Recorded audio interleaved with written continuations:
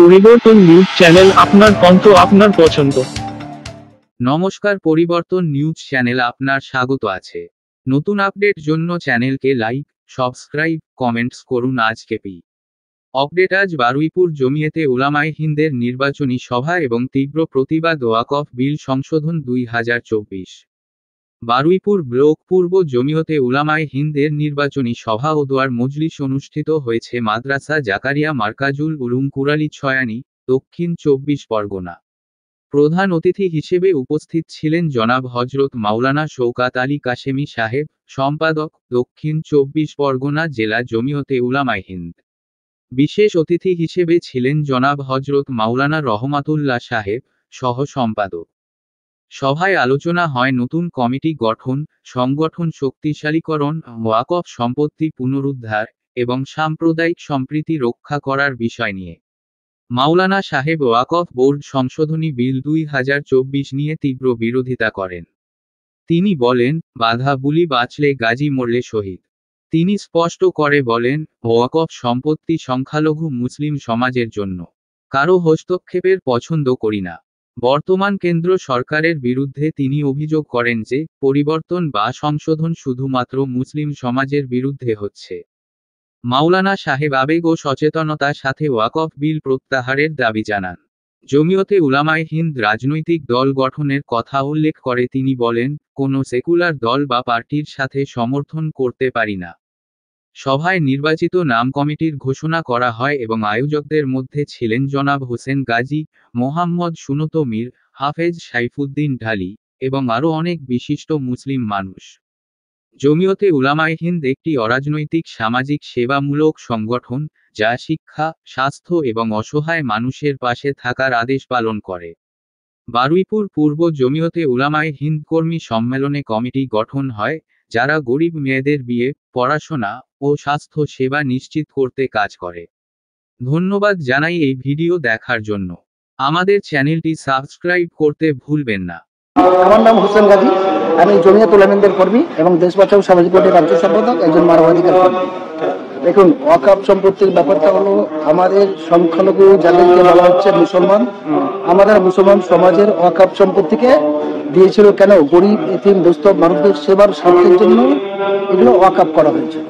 ওয়াকফ করার মানে এটা না যে সরকার তার নিজের স্বার্থ সিদ্ধি করবে এবং তাদের নিজের সাংগঠনিকভাবে, সরকারিভাবে তাদের পদে যারা আছে তাদেরকে স্বার্থ সিদ্ধি করবে।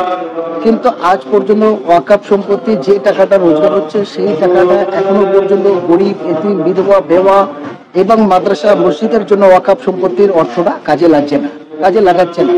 আবার সরকার এই ওয়াকফ সম্পত্তিতে নিজেদের স্বার্থ সিদ্ধি করে ওয়াকফ সম্পত্তি নিজেদের কবজা করতে চায়, ফলে এর বিরোধিতা করতে চাইছে। কারণ গোটা ভারতবর্ষে জুড়ে মুসলমানরাই এই ওয়াকফ সম্পত্তিটা তৈরি করেছে। এই কারণে ওয়াকফ করার মানে কি? ওয়াকফ মানে আমি আমার জায়গাটা, আমার জমিটা এই মাদ্রাসা বা এই মসজিদে এটা দিলাম কেন? গরিব, এতিম, বিধবা, বেওয়া সাধারণ মানুষের জন্য। কিন্তু যারা রাজনৈতিকগতভাবে যারা সরকার এসছে, তারা নিজেদের স্বার্থ সিদ্ধি করার জন্য সেটা বিচারজন্য। আমরা এর তীব্র বিরোধিতা।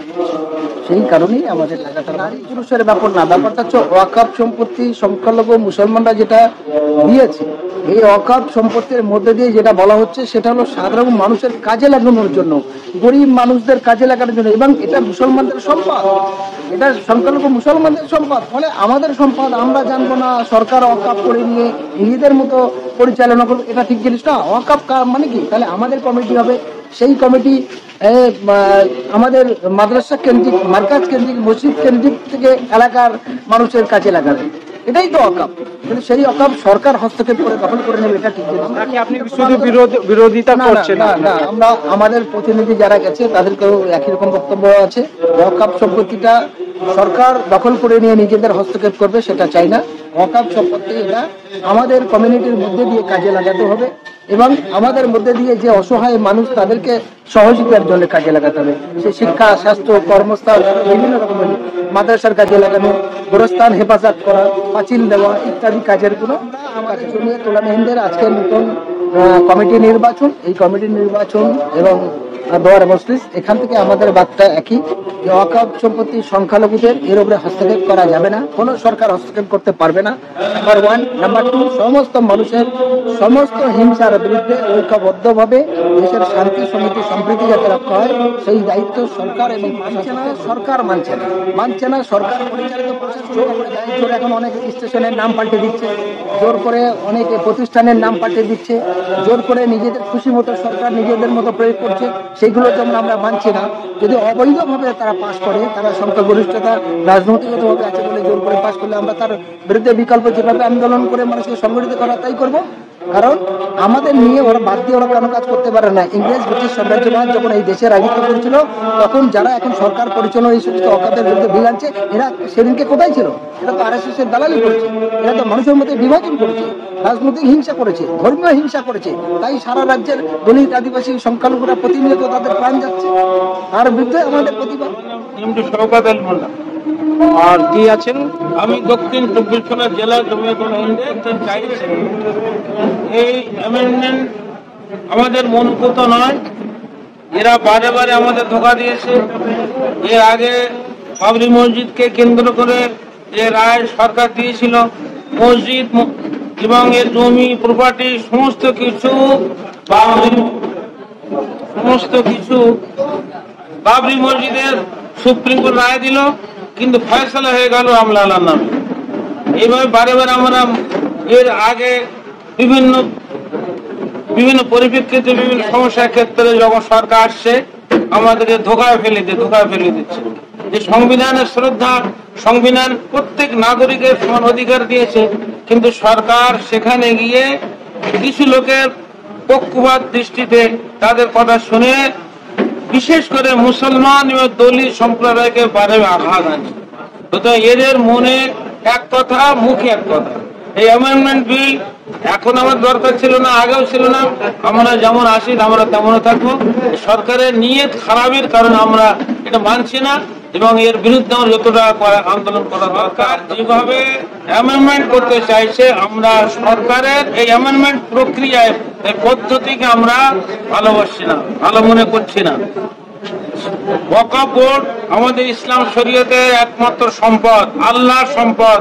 মানুষের কোনো অধিকার নেই পরিবর্তন করা। আল্লাহর কোরআন, নবীর হাদিস থেকে যেটা প্রমাণিত সেখানে সেইভাবে পরিচালিত হবে। এতে অ্যামেন্ডমেন্ট করার কোনো অধিকার কোনো সরকারের নেই, কোনো মানুষের নেই। একমাত্র আল্লাহর প্রপার্টি, আল্লাহর বিধান অনুযায়ী পরিচালিত হবে। সেই জন্য আমরা আল্লাহর বিধান ছাড়া সরকারের সঠিক কথা বলেছেন, ওর থেকে আরো বেশি প্রপার্টি ভারতের মধ্যে 4 লক্ষ প্রায় 80,000 বর্গ কিলোমিটার ওয়াকফ প্রপার্টি। এর মধ্যে মহাসিন ফান্ড আছে, হাজি মহাসিনের বিভিন্ন দলিল মানে জমি জায়গা আছে, বেগম সাবলাতুন নিসা হাজার বিঘা প্রপার্টি। যার আপনার মসজিদ এখনো কলকাতা বেলেঘাটায় আপনি যাবেন, মসজিদ গুলো পড়ে যাচ্ছে, দেখভাল করার কেউ নেই। তার এই প্রপার্টি হাজার বিঘা জমি। এই দুটো বললাম, সারা ভারতের নবাবরা দিয়েছে, বিভিন্ন মুঘল সাম্রাজ্যরা দিয়েছে, বাদশারা দিয়েছে। এই টোটাল প্রপার্টি এক জায়গায় করলে আমাদের বাংলাদেশ পাকিস্তানের যত বড় এরিয়া হচ্ছে আমাদের লাভের জন্য না, সরকারের ফায়দার জন্য। আমাদের ওয়াকফ প্রপার্টির যে সমস্ত আছে, তার সংবিধান যা আছে, অন্যান্য যেটা আছে, সরকারিভাবে যে মন্ত্রী হয় তারা কিন্তু সেই আমাদের দলের হলেও তারা সংরক্ষণ করছেন। এখন পরিপূর্ণভাবে যদি বিকল্প হয়ে যায় তাহলে আমাদের মসজিদ মাদ্রাসার অস্তিত্ব বিপন্ন হবে। এই জন্য আমরা এই বর্ষে বড় বড় আলেম ওলামা আছে, জমিয়ত ওলামা যারা প্রতিষ্ঠাতা তারা আছে, তাদের সিদ্ধান্ত নিয়ে আমরা প্রপার্টি কিভাবে আমরা বাঁচাবো, মসজিদ মাদ্রাসা কি বাঁচাবো সিদ্ধান্ত হবে। তারপরে আবেগের কথা মানুষকে মানে অ্যাওয়ারনেস মানুষের মনে এটা তৈরি করে দেওয়া যে কোরআন হাদিস জীবন্ত থাকুক, মসজিদ মাদ্রাসা জীবন্ত থাকুক। এই জীবন যেন মিলিত না হয়ে যায়, তা আমাদের জীবনের থেকে বেশি মূল্যবান মসজিদ মাদ্রাসা কোরআন হাদিস। সেই জন্য আমরা অ্যাওয়ারনেস করার জন্য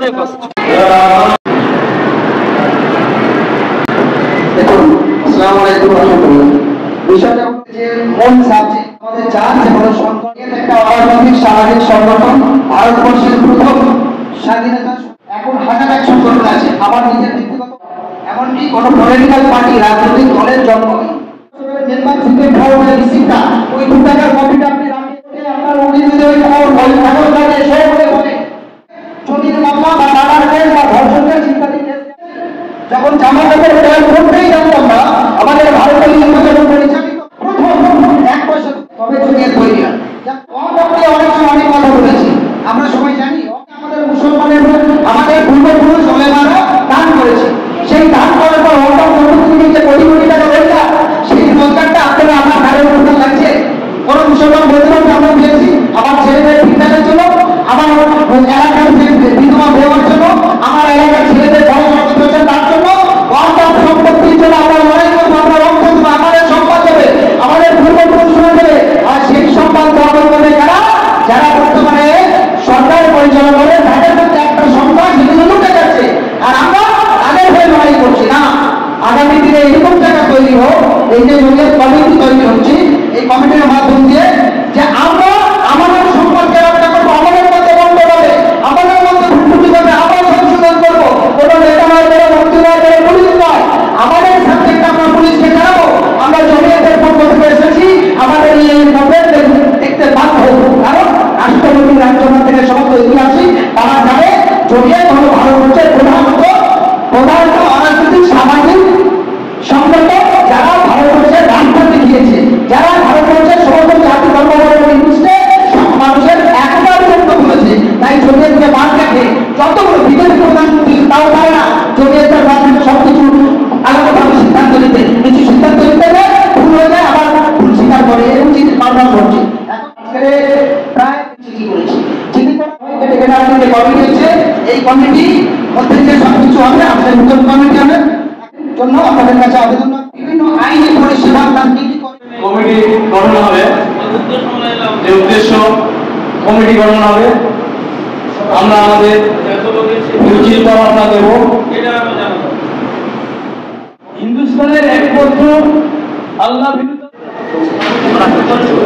এখন আমরা একজন পরিপূর্ণ পরিবারের মধ্যে একজন সভাপতির নাম চাইছি। اللهم صل على سيدنا ونبينا مولانا محمد। ইংরেজ বণিকের বেশে ভারতের মধ্যে প্রবেশ করে ব্যবসা করার উদ্দেশ্য, তখন আমাদের মোগল বাদশাহ সম্রাট জাহাঙ্গীর নামক আস্তে আস্তে আস্তে আস্তে আস্তে আস্তে আল্লাহ রাব্বুল আলামিন তার বয়স তখন 17, হাদিসে সনদ প্রাপ্ত হয়ে খানা কাবা যে ওলিউল্লাহ এই ভারতবর্ষের ওলামাদের আসামে বিস্তীর্ণ এলাকায় 9 দিন মাদ্রাসা ছিল। করা রাসূলুল্লাহ সাল্লাল্লাহু আলাইহি ওয়াসাল্লামের ধ্বনিমুক্ত এসব বন্ধ হয়ে ফাক্কু কুল্লি নিজাম, সব নিজামকে চুরমার করে দাও। তিনি একটা বীর লাভ করলেন, স্বপ্ন লাভ করলেন। তার সংশোধনী বাজিয়ে ফুলের মালা গলায় দিয়ে এদেশের একটি মুসলিম কিন্তু মির্জাফর জগৎের গায়ের আরো কিছু মহিলারা হিন্দু নামের তারা একেবারে যারা ভাষা বলবো না, তারা ফুলের মালা দিয়ে লর্ড ক্লাইভ স্বাগত বাংলা হাজির নবাব সিরাজউদ্দৌলাকে হত্যা করে বাংলার বর্ষণ 1939 ফলাফল আগস্ট 1757 একটা যুদ্ধ হলো। আমাদের সাম্রাজ্য, আমাদের ধর্ম আটকা ক্ষমতার কারণে লর্ড হার্টসন টিপু সুলতানের বুকের উপরে পা দিয়ে এই আওয়াজ কণ্ঠে দিয়েছিল। তারপরে 1800 দিল্লি জামে মসজিদে ঘোষণা দিল যে এই দেশ মোগল বাদশাহ বাংলা কোরআন আইন চলবে খ্রিস্টানদের। ইস্ট ইন্ডিয়া কোম্পানি অনেক খ্রিস্টান, লন্ডনে শাহুল্লাহ ঘোষণা দিয়ে দিলেন হিন্দুস্তান দারুল হক। হিন্দুস্তানকে قال রাসূলুল্লাহ সাল্লাল্লাহু আলাইহি ওয়াসাল্লাম সূত্রপাত যে এই দেশে কোরআন চলবে না, হাজারে কাতারে কাতারে মানুষ শহীদ, হাজার ওলামাকে রশিদে ঝুলিয়ে দেওয়ানো, প্রত্যেক গাছে গাছে ওলামাদের কিছু হয়নি। বাঁচলে শহীদ, বাঁচলে গাজী, মরলে শহীদ আন্দোলন ঝাঁপি টাটকা লাশ ঝুলছে। তারা শহীদ হয়েছিলেন 1831, 1731 বুনিয়াদ, 1831 বই প্রকাশ, 1831, 1857, 1920, 1947, তারপরে ভারত মাসলে গাজী মরলে শহীদ আমরা দিব। স্টেট যত বড় পাকিস্তান 3,80,000 বর্গ কিলোমিটার পাকিস্তান আয়তন, আর ভারতবর্ষে ওয়াকফ স্টেট তার থেকে 1 লক্ষ বেশি। সুবহানাল্লাহ, সব তো কবজা করে দিন, সব তো বেদখল হয়ে গেছে, বেদখল হয়ে গেছে, আমাদের দখলে নেই। সামাজিক বেদখল, অটোমেটিক বেদখল হয়ে